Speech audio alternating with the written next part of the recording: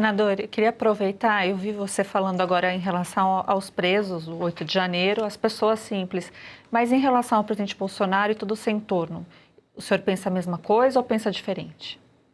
Olha, eu acompanho muito o entendimento do ministro Fux naquele voto vencido. É claro que politicamente se cogitar, se pensar em golpe é muito reprovável.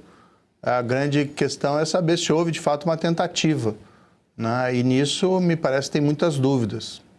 Nós temos um princípio fundamental no processo penal que é, na dúvida, você absolve. A presunção de inocência é nessa linha. E entristece ver, por exemplo, várias pessoas, né, com uma carreira, como os generais lá sendo mandados à prisão. Então, gera um certo mal-estar, né, essas condenações.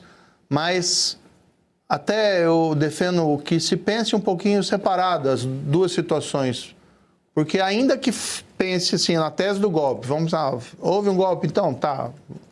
Mas aquelas pessoas do 8 de janeiro, dona de casa, lavrador, ainda que fosse um golpe, que eu não concordo, seria massa de manobra.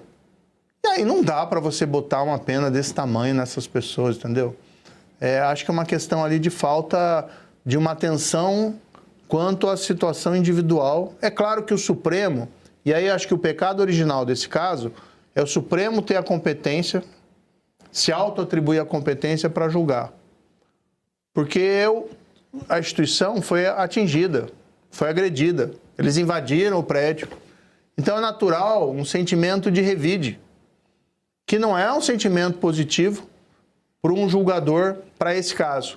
E essas pessoas não têm foro privilegiado. O próprio Bolsonaro, se a gente fosse considerar a jurisprudência que vinha desde, salvo engano, é de 2009, que é um acórdão do Sepúlveda Pertence, que diz, olha, acabou o cargo, não tem mais foro privilegiado.